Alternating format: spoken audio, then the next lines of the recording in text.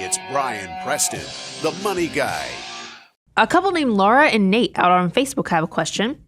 They say there's a lot of chatter around the lost decade, quote unquote, coming with investing.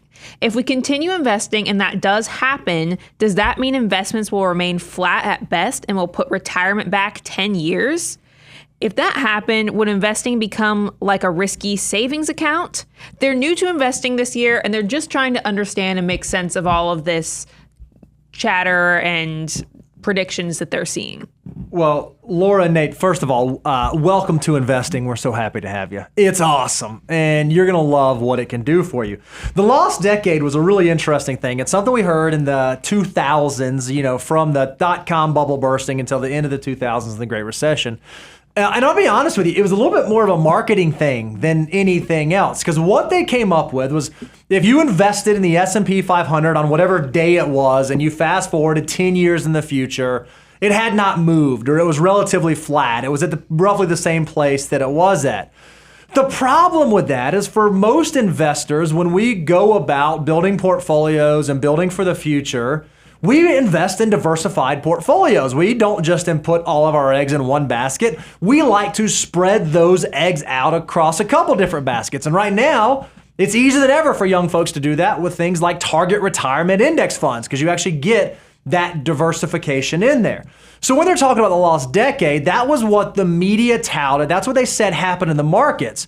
But if you actually looked at investors, people who had well-diversified, risk-adjusted portfolios coming through that 10-year period, they didn't have a lost decade. They had a decade where, they were down during the Great Recession and they were down during the dot-com bubble bursting. But in those years in between, in the 2003, 4, 5, 6, 7, their portfolio was growing and making money, and they still had a decent long-term rate of return, even at the point in time that they called that the lost decade.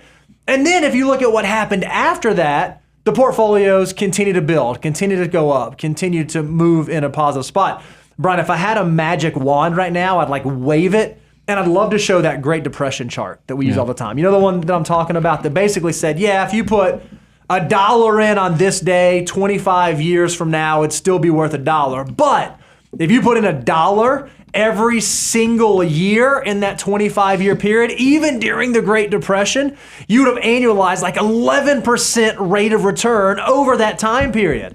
11% rate of return over a 25-year period is far different than a lost Great Depression multiple decades. Yeah, you covered a lot, and that's what I wanted, because everybody talks about the lost decade, but I always love that we show the lost 25 years of the Great Depression, because first of all, you're in a superpower position, a financial mutant position, the fact that you're young. If you're brand new, Laura and Nate, to investing, you ought to celebrate volatility. That's actually where the name financial mutant comes from, is because when markets are down, young people should get excited, not scared. You should actually get excited and lick your chops on the fact that, oh my goodness, I'm getting some of the best values.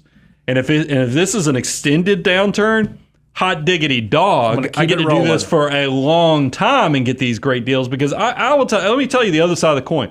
I graduated college in the mid-90s.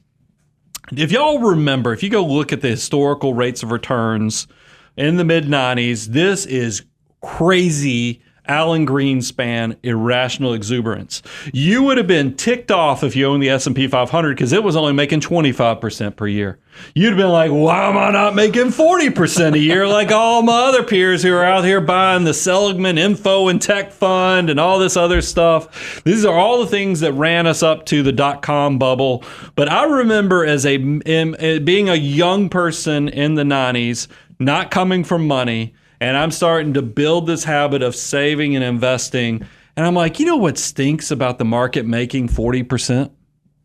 I only put $2,000 into it. If you only have $2,000, you make 40%. Now you have $2,800. You invested $2,000, you have $20,000. That's great. But you're not quitting your job over $800. No. But if you had $1 million, I still remember I sat down with a client. This is in the mid-90s. He had sold his business and brought $3 million with us. He came to us a year later, and it was one of those 90s years where the market made so much that when we had our 1 year anniversary, his $3 million had turned into $4 million. It's wild. And he was like, boys, if I would have known I could make $1 million this quick, I would have hired you. I would have sold my business and hired you even sooner, because it just seems so easy. But that shows the value of having resources, is that your money starts compounding at a level that you can't even comprehend. Yep. But here's the reality, Laura and Nate, because right now you're trying to balance who do you trust, who do you believe, how do you navigate this whole process? And then you see the nightly news where they're scaring the heebie-jeebies out of you because they're telling you, oh my God, the sky's fallen, lost decade, how bad this is. That's all noise. That's all noise to keep people from doing what's right and making their money work. Here's something I want you to remember. ABB, always be buying. I don't care what's going on out there in the world right now. Every month, I want you to have some money that's buying an index fund and growing for the future. And your future self 20 years from now, because here I can tell you the rest of the story. Yes, I was in mid-90s investor, had no money, putting my $2,000 a year into the IRA at that point.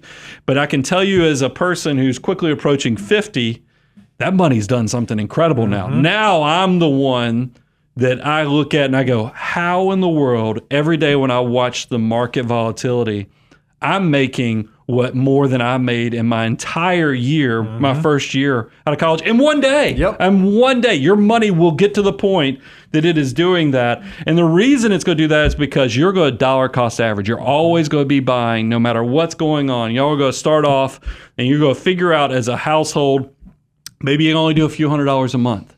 But next time you get a pay raise, you're going to aspirationally push even higher to where eventually you're going to be saving and investing 25% of your gross income. And then you're going to chuckle to yourself every time you hear the financial media talk about the lost decade, because you go, man, I'll take as many lost decades as they want to give me, because I'm going to be the one that's going to be consistently buying through the process so that when it pops, and why will it pop? Because I always have these people say, the market, you're assuming it always grows. Well, yes. Have y'all, by the way, if you're my age, you didn't have cell phones when you were born. You didn't have computers in your house. Your remote control was you were sitting on the beanbag in your family living room, and your parents yelled at you, son, turn the channel. And you're like, all right. And you take your big toe and you turn the knob. I couldn't have fathomed sitting in that beanbag that now all the technology that I can do more with the cell phone in my pocket than in that entire Radio Shack store.